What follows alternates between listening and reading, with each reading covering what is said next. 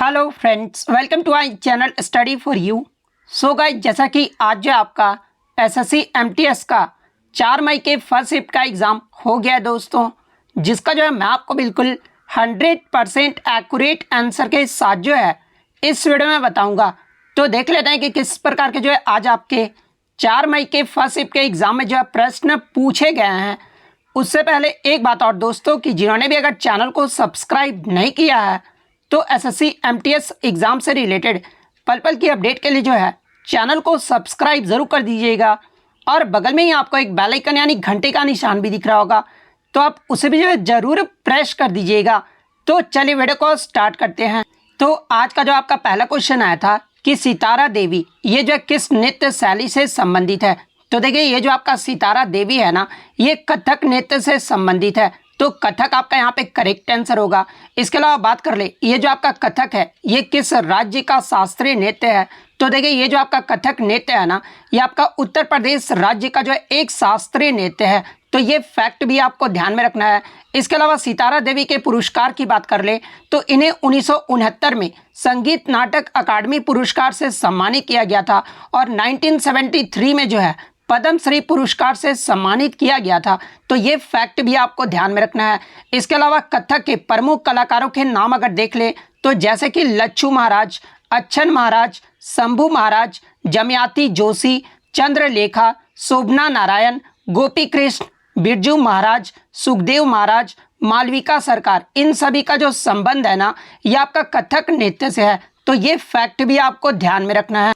Next question आपका यहाँ पर आया था कि खेलो इंडिया यूथ गेम्स 2023 का 5वां जो संस्करण है ना, ये कहाँ पर आयोजित किया गया था। तो देखिए, खेलो इंडिया यूथ गेम्स 2023 का जो 5वां संस्करण है ये आपका मध्य प्रदेश और दिल्ली में आयोजित किया गया था, लेकिन ऑप्शन में आपका मध्य प्रदेश दिया गया था। तो मध्य प्रदेश आपका यहाँ पे करेक्ट आंसर होगा। इसके अलावा एग्जाम में एक प्रश्न और यहाँ से पूछा जाता है कि खेलो इंडिया यूथ गेम्स 2023 का जो 5वां जो संस्करण हुआ था ना, ये मध्य प्रदेश के कितने शहरों में आयोजित किया गया था। तो ये आपका मध्य प्रदेश के 8 शहरों में आयोजित किया गया था। तो ये फैक्ट भी आपको ध्यान में रखना है।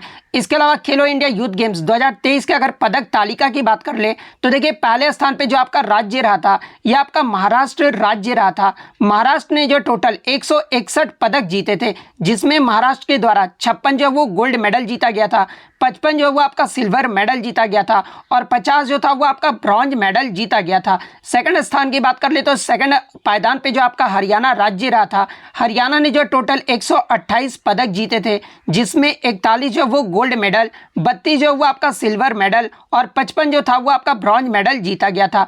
और तीसरे पायदान पे जो ये आपका मध्य प्रदेश राज्य रहा था। मध्य प्रदेश के द्वारा जो है ये आपका 96 मेडल जीता गया था, जिसमें 39 जो वो गोल्ड, 30 जो वो आपका सिल्वर रहा था और 27 जो था ये आपका ब्रॉन्ज मेडल रहा था। तो ये फैक्ट भी आपको ध्यान में रखना है।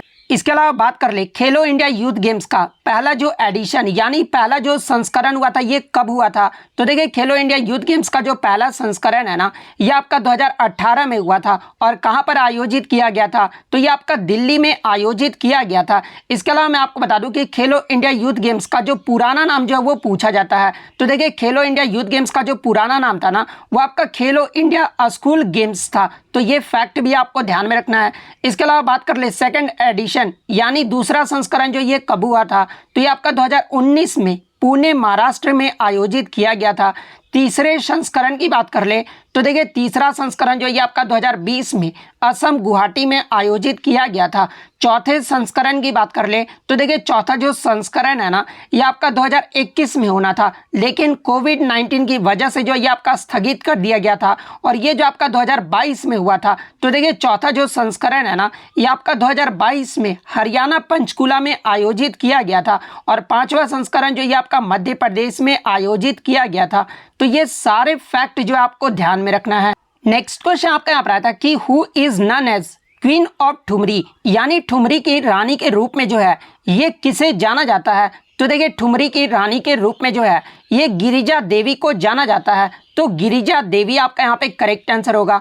इसके अलावा एग्जाम में एक प्रश्न और यहाँ से बनता है कि ये जो आपका गिरिजा देवी है ना, ये किस घराने से संबंधित है। तो देखिए गिरिजा देवी की बात कर ले तो ये आपका सेनिया और बनारस घराने से संबंधित है। तो ये फैक्ट भी आपको ध्यान में रखना है। इसके अलावा इनके अगर पुरस्कार की बात कर ले तो इन्हें 1972 में जो है पद्मश्री पुरस्कार से सम्मानित किया गया था। 1989 में जो है पद्म भूषण पुरस्कार से सम्मानित किया गया था और 2016 में जो है पद्म विभूषण पुरस्कार से सम्मानित किया गया था। तो ये फैक्ट भी आपको ध्यान में रखना है। नेक्स्ट क्वेश्चन आपका यहाँ पर आया था कि द प्लेस ऑफ इल्यूजन, यानी ये जो आपका नोवेल है ना, ये किसके द्वारा लिखा गया है। तो देखिए ये जो आपका द पैलेस ऑफ इल्यूजन, ये जो आपका उपन्यास है ना, ये आपका चित्रा बनर्जी दिवाकरुणी के द्वारा लिखा गया है। तो चित्रा बनर्जी दिवाकरुणी आपका यहाँ पे करेक्ट आंसर होगा। नेक्स्ट क्वेश्चन आपका यहाँ पर आता है कि 1529 में बाबर और महमूद लोदी के मध्य ये जो है कौन सा युद्ध लड़ा गया था। तो देखिए मैं आपको बता दूं कि 1529 में मुगल बादशाह बाबर और अफगान राजा महमूद लोदी के मध्य ये जो आपका घाघरा का युद्ध लड़ा गया था। तो घाघरा का युद्ध आपका यहाँ पे करेक्ट आंसर होगा। इसके अलावा मैं आपको बता दूं कि घाघरा के युद्ध में जो है मुगल बादशाह बाबर जो है वो आपके विजयी रहे थे और ये जो आपके महमूद लोदी थे ना वो हार गए थे। तो ये फैक्ट भी आपको ध्यान में रखना है। इसके अलावा मैं आपको बता दूं कि मुगल वंश के जो संस्थापक थे ये आपके बाबर थे और बाबर के द्वारा लड़े गए प्रमुख युद्ध के बारे में अगर देख लेते हैं, जैसे कि 1526 में पानीपत का जो प्रथम युद्ध है ना, ये आपका बाबर और इब्राहिम लोदी के मध्य लड़ा गया था, जिसमें बाबर जो वो विजयी रहे थे। 1527 में जो ये आपका खानवा का युद्ध लड़ा गया था और खानवा का जो युद्ध है ना, ये आपका बाबर और राणा सांगा के मध्य लड़ा गया था, जिसमें बाबर जो है वो विजयी रहे थे। 1528 में जो ये आपका चंदेरी का युद्ध लड़ा गया था, जो कि बाबर और मेदिनी राय के मध्य लड़ा गया था, जिसमें बाबर जो है वो आपका विजयी रहा था। इसके अलावा 1530 में जो है बाबर की मृत्यु हो जाती है। तो बाबर का मृत्यु जो है पूछा जाता है एग्जाम में कि कब हुआ था, तो ये आपका 1530 ईस्वी में हुआ था। तो ये सारे फैक्ट जो है आपको ध्यान में रखना है। नेक्स्ट क्वेश्चन आपका यहाँ पर आता है कि पृथ्वी का जुड़वा बहन ये जो है किस ग्रह को कहा जाता है। तो देखिए पृथ्वी का जो जुड़वा बहन है ना, ये शुक्र ग्रह को कहा जाता है। और शुक्र ग्रह को ही क्यों कहा जाता है, क्योंकि ये जो ग्रह है ना, ये पृथ्वी का सबसे निकट है। तो शुक्र ग्रह आपका यहाँ पे करेक्ट आंसर होगा। नेक्स्ट क्वेश्चन आपका यहाँ पर आता है कि संगमरमर का जो है रासायनिक सूत्र या फिर रासायनिक नाम पूछा गया था। तो देखिए संगमरमर के अगर रासायनिक नाम की बात कर ले तो देखिए संगमरमर का जो रासायनिक नाम होता है ना, ये आपका कैल्शियम कार्बोनेट होता है। और संगमरमर के रासायनिक सूत्र की अगर मैं बात कर लूँ तो ये आपका CaCO3 होता है। तो अगर सूत्र पूछा गया था तो CaCO3 आपका करेक्ट आंसर होगा। अगर रासायनिक नाम पूछा गया था तो कैल्शियम कार्बोनेट आपका यहाँ पे करेक्ट आंसर होगा। नेक्स्ट क्वेश्चन आपका यहाँ पर आया था कि 2011 की जनगणना के अनुसार भारत में नगरीय जनसंख्या यानी अर्बन पॉपुलेशन का जो प्रतिशत है ये कितना रहा था। तो देखिए मैं आपको बता दूं कि 2011 की जनगणना के अनुसार भारत में नगरीय जनसंख्या यानी जो शहरी जनसंख्या का जो प्रतिशत है ना, ये 31.2% रहा था। तो 31.2% आपका करेक्ट आंसर होगा। इसके अलावा बात कर ले 2011 की जनगणना के अनुसार भारत में जो आपका रूरल यानी ग्रामीण का जो है जनसंख्या प्रतिशत कितना रहा था, तो ये आपका 68.8% रहा था। तो ये फैक्ट भी आपको ध्यान में रखना है। नेक्स्ट क्वेश्चन आपका यहाँ पर आया था which chemical is used for purity of water, यानी पानी को शुद्ध करने के लिए जो है किस रसायन का प्रयोग किया जाता है। तो देखिए पानी को शुद्ध करने के लिए जो है ये आपका क्लोरीन का प्रयोग किया जाता है। तो क्लोरीन आपका यहाँ पे करेक्ट आंसर होगा। इसके अलावा मैं आपको बता दूं कि पानी को शुद्ध करने के लिए आपका जो रासायनिक विधि प्रयोग किया जाता है ये आपका क्लोरीनीकरण रासायनिक विधि प्रयोग किया जाता है। तो ये फैक्ट भी आपको ध्यान में रखना है। नेक्स्ट क्वेश्चन आपका यहाँ पर आया था कि प्रधानमंत्री ग्रामोदय योजना यानी PMGY ये जो है किस वर्ष में शुरू किया गया था। तो देखिए प्रधानमंत्री ग्रामोदय योजना को जो है ये आपका वर्ष 2000 ईस्वी में जो है वो शुरू किया गया था। तो 2000 आपका यहाँ पे करेक्ट आंसर होगा। बात कर ले PMGY का ये जो उद्देश्य क्या रहा था। तो देखिए प्रधानमंत्री ग्रामोदय योजना का जो उद्देश्य है ना, ये प्राथमिक शिक्षा, स्वास्थ्य देखभाल, पेयजल, आवास, ग्रामीण सड़कों जैसी ग्रामीण जरूरतों को पूरा करना, ये जो है इसका मुख्य उद्देश्य रहा था। तो ये फैक्ट भी आपको ध्यान में रखना है। नेक्स्ट क्वेश्चन आपका यहाँ पर आया था कि स्वामी विवेकानंद के आध्यात्मिक गुरु कौन थे। तो देखिए स्वामी विवेकानंद के जो आध्यात्मिक गुरु थे ना, ये आपके रामकृष्ण परमहंस थे। तो रामकृष्ण परमहंस आपका करेक्ट आंसर होगा।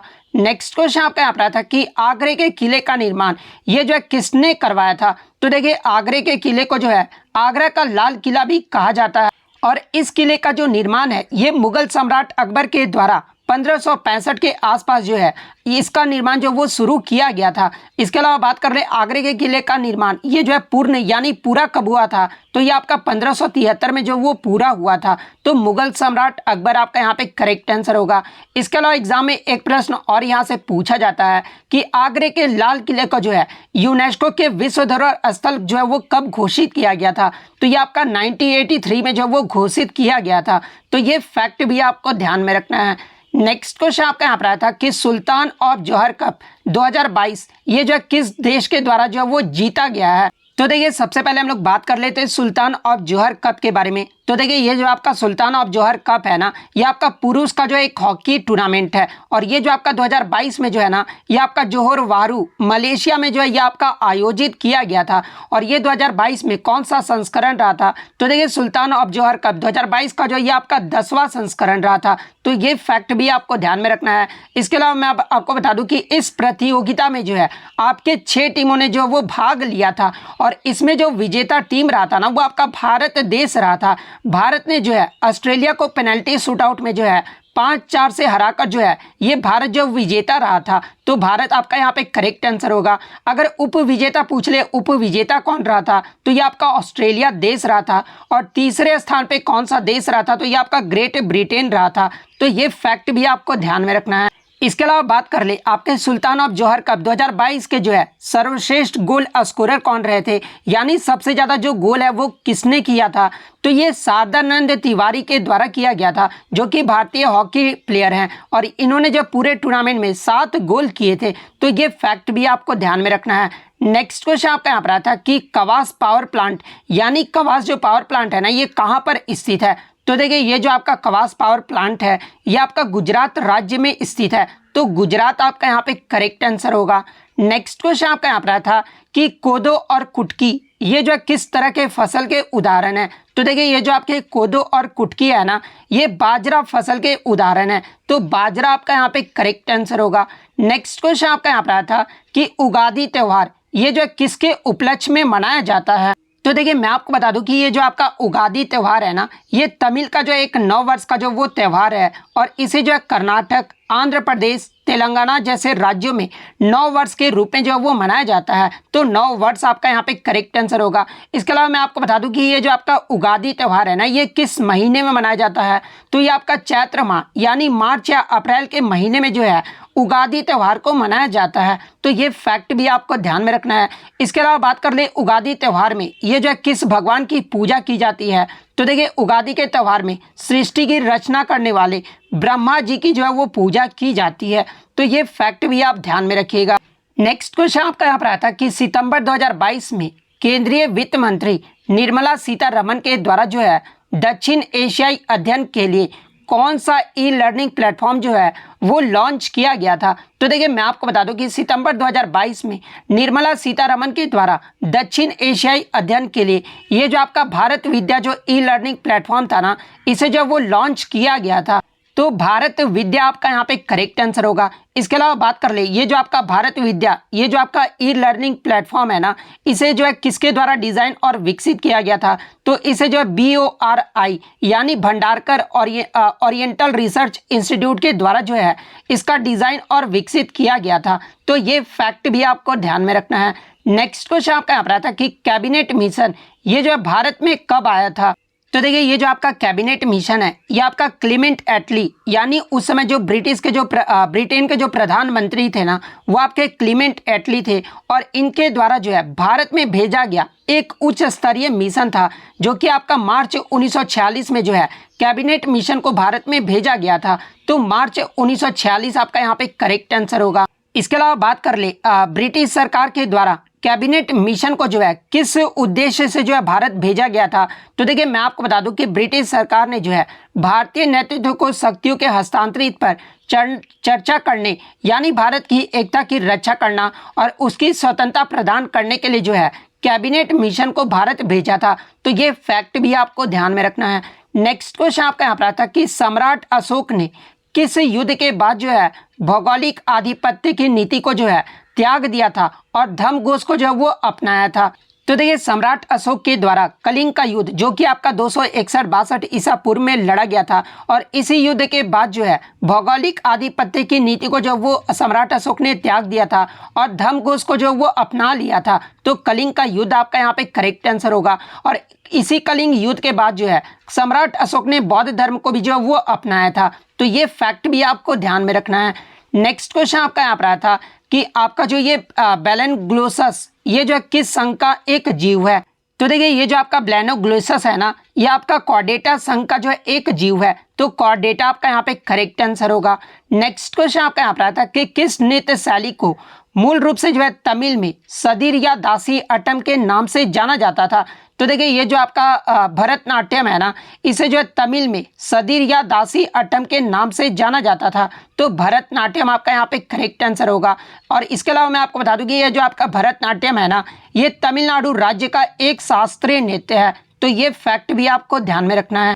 नेक्स्ट क्वेश्चन आपका यहाँ पर आता है कि which of the following under union list, यानी इनमें से कौन सा विषय जो है वो आपका संघ सूची के अंतर्गत आता है? जहां पे ऑप्शन में आपका लिक्वर, सोशल प्लानिंग, बॉयलर और एक्स्ट्राडिशन दिया गया था। तो देखिए मैं आपको बता दूं भारतीय संविधान की 7वीं अनुसूची में जो आपका 3 सूचियां हैं और वो 3 सूचियां कौन कौन सी है? तो पहला आपका संघ सूची है, सेकंड आपका राज्य सूची है और थर्ड आपका समवर्ती सूची है। संघ सूची की बात कर लें तो देखिए संघ सूची का जो मूल रूप से था वो आपका 97 विषय था, लेकिन वर्तमान में जो आपका संघ सूची में जो विषय है ना, ये आपके 98 विषय हैं। राज्य सूची की बात कर ले तो राज्य सूची में मूल रूप से जो है आपका 66 विषय था और अब जो है वर्तमान में कितने विषय हैं राज्य सूची में? तो ये आपके 61 विषय हैं। समवर्ती सूची की बात कर लें तो समवर्ती सूची का मूल रूप में जो ये 47 विषय था, लेकिन वर्तमान में समवर्ती सूची में जो है ये आपके 52 विषय हैं।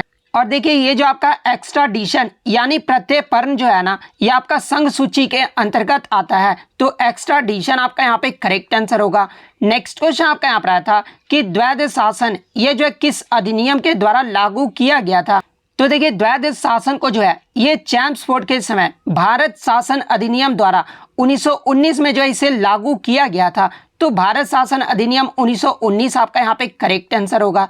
तो इतने क्वेश्चन जो है आज मुझे बच्चों के द्वारा मिले हैं जो कि 100% रियल और ऑथेंटिक है। एक आपका जो है आरबीआई के ओपन मार्केट से प्रश्न पूछा गया था, एग्जैक्टली क्या प्रश्न मिला था ये बच्चों द्वारा नहीं मिल पाया है। तो इतने प्रश्न जो है बच्चों के द्वारा सही मिल पाए थे।